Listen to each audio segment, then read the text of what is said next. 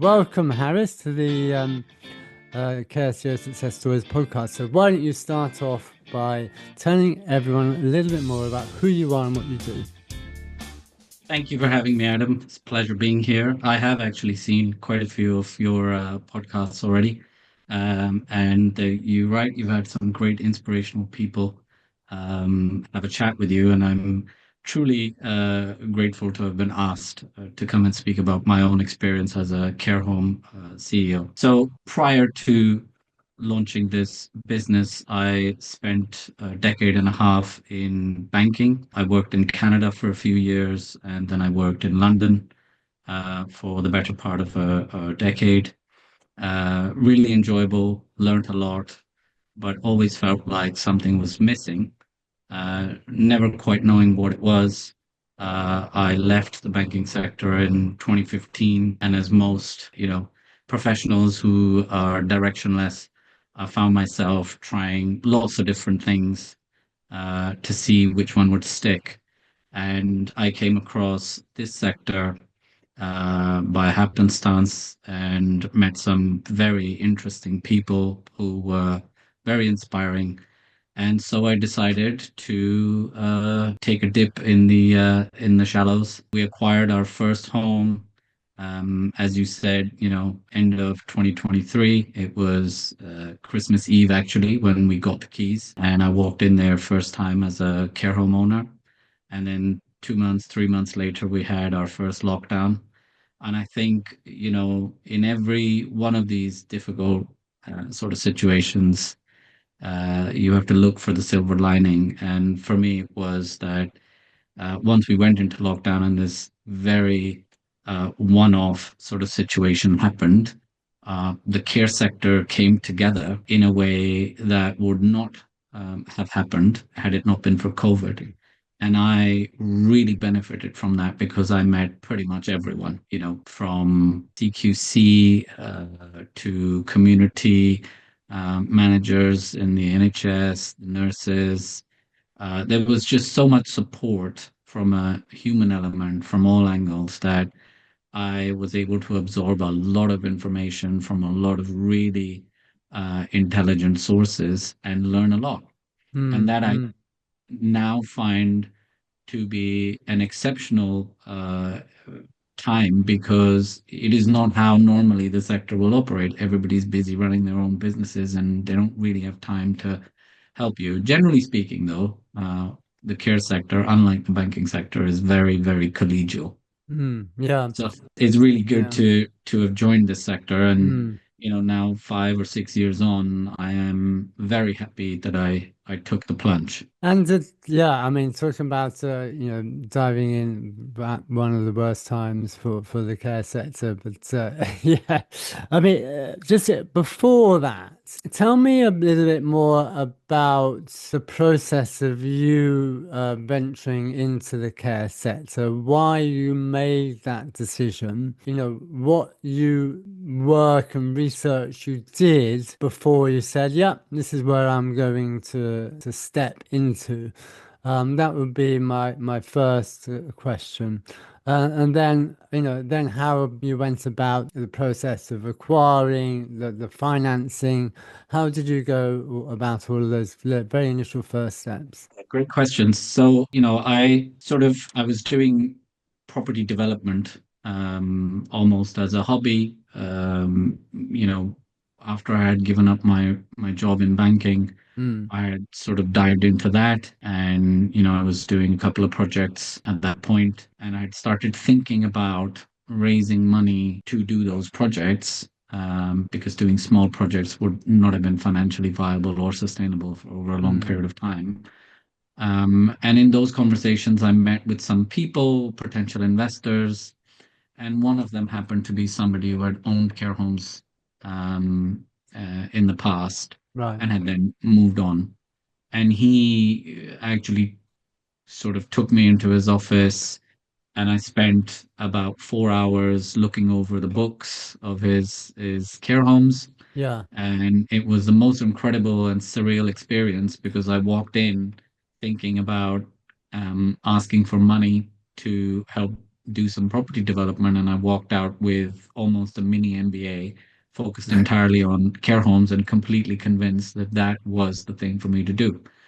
I Mm, think what I was looking for, Adam, when I left, as a business owner, obviously profit is an element of what drives me, but I needed to get it from something that gave me some sort of sense of accomplishment from a social perspective. mm, And I think that that is what was actually missing from my previous career, yeah. which I have found in spades. I think I really enjoy what I do.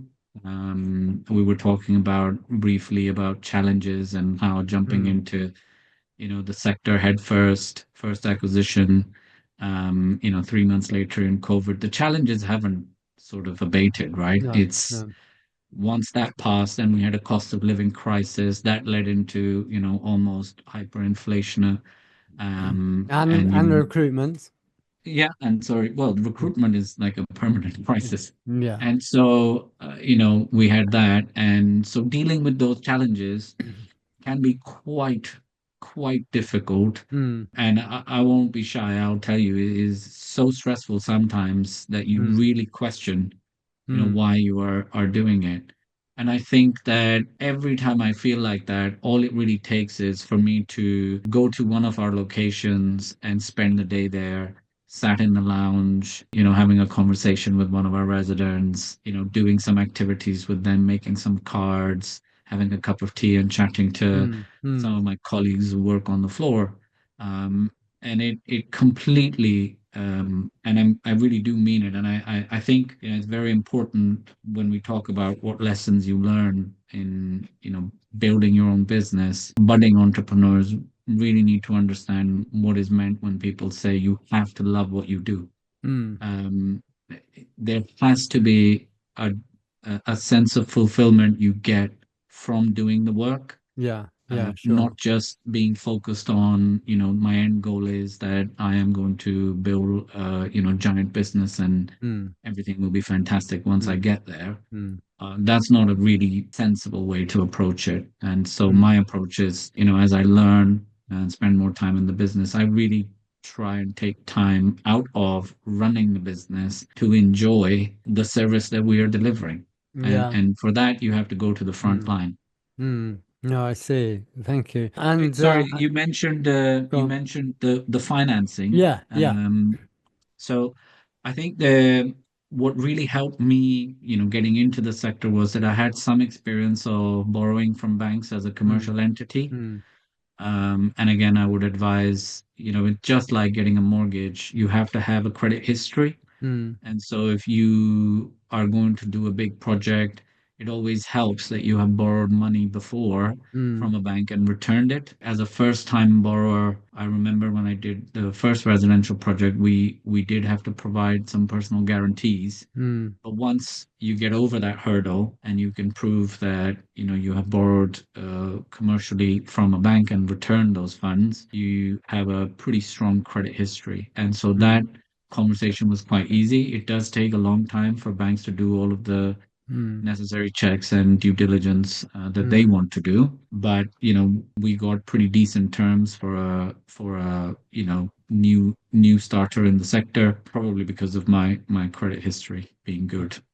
I see. So that was certainly in your favor. And so you had, I'm intrigued that you met someone who gave you this mini MBA, and you could see firsthand the accounts and to see the numbers that I guess would give you that kind of grounding based on the factual details of the finances. And then, so from what I understand, you're able to get a reasonable good deal to borrow money, acquire. So that in that process alone, you talked about having a good credit history, about having a history of borrowing and repaying. Is there anything else that, perhaps some people who've not come from your background, in terms, particularly on the banking side, you may think would be important for them to think about if they are, I guess it's always changing, this landscape, but certainly things that you've learned from actually doing it that very first time. I think it's very important to have a general level of knowledge, a basic understanding of how banks lend money. mm, And there are multiple websites that you can go to sort of learn that. Banks mm, do a pretty good job of explaining it mm, on their own websites. I would also say that as a first time player in this sector or any sector when you're borrowing money from a bank, it does help to have a broker because they obviously do this day in, day out. mm, And so I would say, if there was one piece of advice for a new starter or a new entrant, it would be to use professionals, mm, particularly if you're not an expert. I know that they cost money, but most mm. of them are very well worth uh, Mm. the cash that you invest. Yeah, I see. And that's how I viewed it. Mm, Even though I had the background I had, there was just so much to learn, Adam, because mm, I had never done it. It was a fairly mm, significant part of my savings that I was going to invest. And mm, so, I took great care in doing as much research as I possibly could mm. before I started having conversations with the banks, because that also gives them a certain degree of comfort.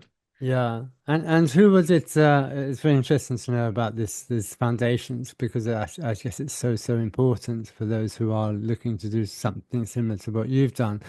Where did you go to for advice? What kind of advice did you seek? Are there a particular people or organizations that you felt were particularly helpful? I would say, and in the current climate, this might shock people, but I actually found the CQC website to be quite useful.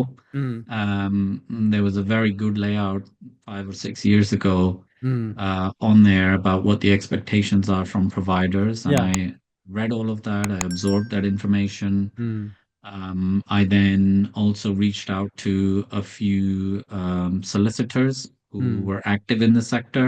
mm, I had meetings with them. I also reached out to a couple of accounting firms that provide services in the sector. mm, Not all of them took my meeting, but one did, and they are now our accountants and have been since day one. mm, And they were extremely useful mm, in helping me make more connections within the sector, help me understand how to do the deal, and they did all of our financial due diligence for us and all our transactions. And so, once you start building this network of professionals, you also gain a lot mm, from mm, talking to them. I would say website-wise, CQC is essential. I would also say Skills for Care has a lot of information that is very mm, useful. mm, Uh, as does Care England. A lot of the stuff on there is not mm, behind the members' firewall, so mm, there's plenty of stuff to read. mm, One of the greatest resources has actually been the trade magazines in our sector. They are mm. very useful. Yeah. I don't want to give particular shout outs. There's Right. 5 or 6 of them that I read, Yeah. and they're all equally useful. And I Yeah. gained a lot of knowledge because you learn the colloquialisms that are in that Yeah. particular sector. You learn the names of all the suppliers for that Yeah. sector. Yeah. You learn who is providing finance Mm, to the smaller players. And there are names for people for you to then find on LinkedIn and connect with. mm. Yeah. Sure. That was Fabulous. my that was my Yeah. that was my process anyway.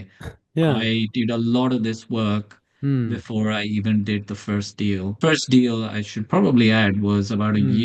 a year and a half in the making. Right. Yeah. So it takes time, and as it should. You Yeah. don't want to end up with the wrong home. Yeah. Tell me about the first home. What kind of home were you looking to start off with? So our homes are all conversions of older manor houses, and they're all Mm, beautiful buildings, yeah. usually with a bit of land attached to them. So they have Mm, beautiful gardens, mm, and it's all sort of driven by this concept of home away from home. yeah.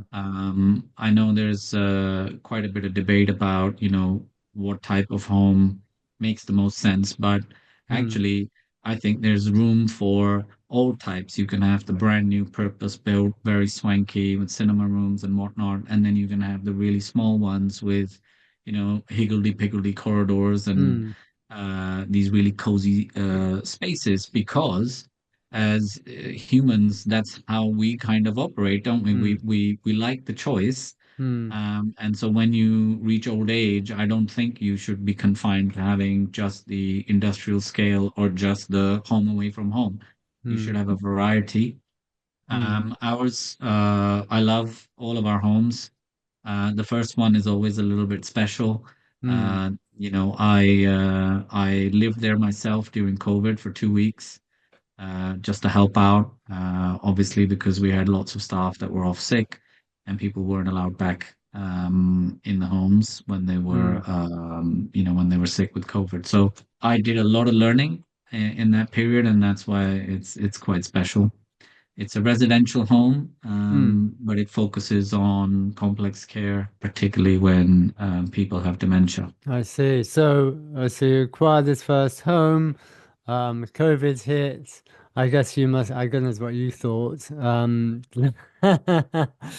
At that moment, like but you tell me what you thought. Your I think you'd reactions have to were, censor everything I say out yeah, if I yeah, really start to get honest. So, yeah, no, uh, I can imagine. Yeah. very, very challenging it was. I think when you're in the moment, you can have a flight or fight response. Mm, And I'm happy to say mine was to stick around and fight. And mm, I think I gained a lot of courage because the people around me, who had decades and decades of experience providing care, were they were just so consistent in, and disciplined about what they had to do. And so once you've witnessed that happening, it is actually quite easy to mm, fall in line with that mindset. And it was greatly beneficial for me as an owner to actually live in the home, particularly mm, during that time, because there was no more stressful time in care than COVID, I think. And mm, mm, living through it, living there, observing what was happening, and then helping them deal with the challenges actually built us into a very close-knit team. And I have to mm, say, part of our growth is entirely because